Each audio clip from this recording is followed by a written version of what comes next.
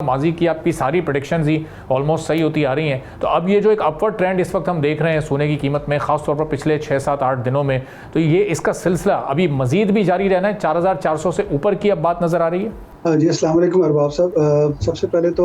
जो अभी आपने ज़िक्र किया कि डिफरेंट टॉक शो में आपके साथ मैंने बैठ के जो बात की, अल्हम्दुलिल्लाह वो जो चीज़ें हमने प्रेडिक्ट किया, वो चीज़ें काफ़ी सारी हुई उसी तरीके से। कई दफ़ा होता है कि हम जो प्रेडिक्शन कर रहे होते हैं, कई दफ़ा उसके एंटी भी आ जाती हैं चीज़ें, क्योंकि इंटरनेशनली डेटाज़ वगैरह सारी आ रही होती हैं। अभी जो आपने क्वेश्चन किया वो इसमें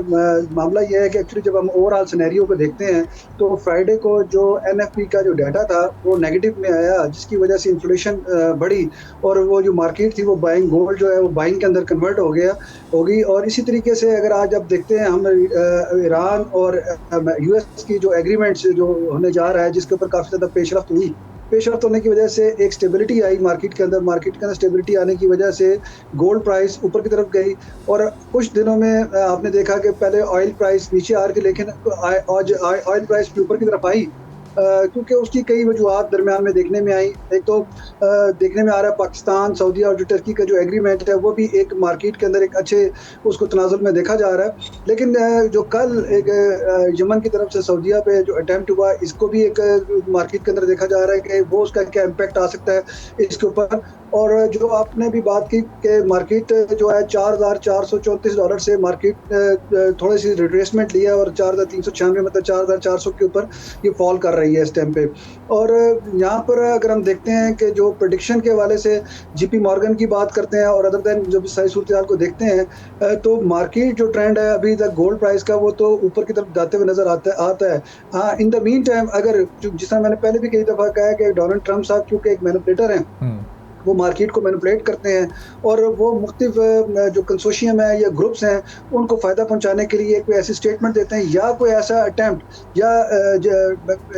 यूएस की तरफ से कोई ऐसा अटैक जो ऐसी चीज़ों की तरफ चला जाएगा, खुदा ना खास्ता, जो एक बड़े नुकसान का मुतहम्मल हो, उस वजह से कोई ऐसी सिनेरियोज क्रिएट हो जाए मार्केट के अंदर, तो मार्केट प्राइस नीचे आने के कुछ चांसेस नज़र आए। तो फैयाज साहब, ये इस वक्त चाहे शॉर्ट टर्म इन्वेस्टर हो चाहे लॉन्ग टर्म इन्वेस्टर हो, ये अब वो वक्त आ गया है कि इस वक्त सरमायाकारी का, इन्वेस्टमेंट का बेहतरीन वक्त मौजूद है, चूँकि मार्केट ने एक मोमेंटम पकड़ा हुआ है, ट्रेंड एक अपवर्ड की सूरत में ऊपर ही जा रहा है। तो इसका मतलब ये सरमायाकारी का इस वक्त बेहतरीन वक्त है, जिसने भी ख़रीदारी करनी है वो इस मौके से फ़ायदा उठा सकता है। लोकल लेवल पर पाकिस्तान में हम बात करें, देखें अरबाब साहब, मैंने ना पहले भी कई दफ़ा ये एक बात कही है। पहले तो बात यह है कि जब $3,950 मार्केट चल रही थी, तो उस टाइम पे भी हमने कहा था कि ये राइट टाइम है कि गोल्ड परचेजिंग के हवाले से जो एज ए इन्वेस्टर या इन्वेस्टमेंट्स के तौर पे देखते हैं और जो फिजिकल बाइंग करते हैं। अच्छा, इसमें बड़ा इंपॉर्टेंट एक एलिमेंट है कि आपका जो फिजिकल गोल्ड बाइंग के अंदर, जो बंदे फिजिकल गोल्ड के अंदर बाइंग के अंदर हैं, वो कभी भी नुकसान नहीं उठाते। अच्छा, जो ट्रेडिंग के अंदर हैं, वो उनके लिए नुकसान का जो मुतहम्मल होने के ज़्यादा चांसेस नज़र आते हैं, क्योंकि उनके एक सर्टन अमाउंट जमा होती है और वो एक हैवी जो है गोल्ड को या कमोडिटी को बाइंग कर रहे होते हैं छोटी सी अमाउंट के ऊपर, और उन पे एक बैरियर लगा होता है। वो जो जैसे ही वो मार्केट फ्लक्चुएट करती है, तो वो ऑटोमेटिकली उनका वो कट कर दिया जाता है उस अमाउंट से अंदर, तो जो कि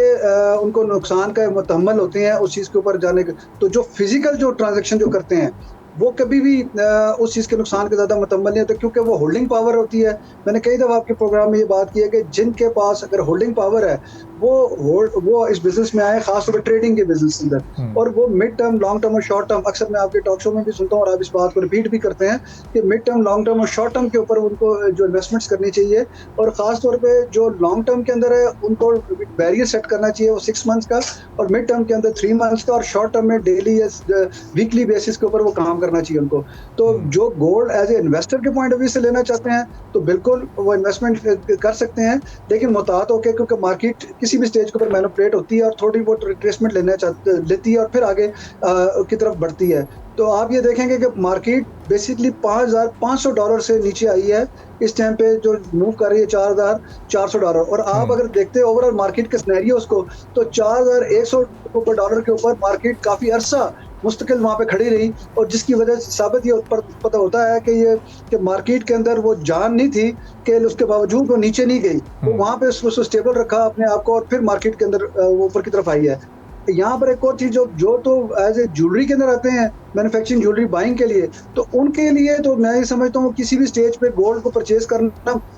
कोई नुकसान नहीं होता, क्योंकि उन्होंने जब गोल्ड परचेज करने को शादी ब्याह के लिए परचेज करना, वो तो लॉन्ग टर्म बेस्ड पे होता है, तो वो ऑटोमेटिकली वो प्राइस ऊपर ही जाती है। और जिन्होंने ऑलरेडी गोल्ड परचेज किया हुआ है, अगर वो समझते हैं कि उनकी होल्डिंग पावर नहीं है पहले, और आज वो रेट उनका आ गया है 4,54,000 4,57,000 के करीब, अगर 450 और इसके रेंज में ये प्राइस चल रही है, तो अगर उनका वो आ गया और वो उनकी होल्डिंग पावर नहीं है, तो वो उसको लिक्विडेट कर सकते हैं। लेकिन अगर होल्डिंग पावर है, तो गोल्ड को एज ए कमोडिटी उनको चाहिए एज ए सेविंग अपने तौर पे, एज ए गोल्ड के अंदर रखें, बनिस्बत इसके वो कैश के अंदर रखें। सही। अच्छा फैयाज साहब, ये हमारी गुफ्तगू करते करते हमें देखने के भी ये स्पॉट गोल्ड जो लाइव फिगर्स आ रहे हैं 4,401 और 4,402 तक भी इस वक्त ये जा रहे हैं। ये ब्लिंकिंग है, ज़ाहिर है उसमें $1-1.5 की अपवर्ड और डाउनवर्ड आता रहता है। सब्सक्राइब करें और बेल दबाएं ताकि कोई खबर रह न जाए।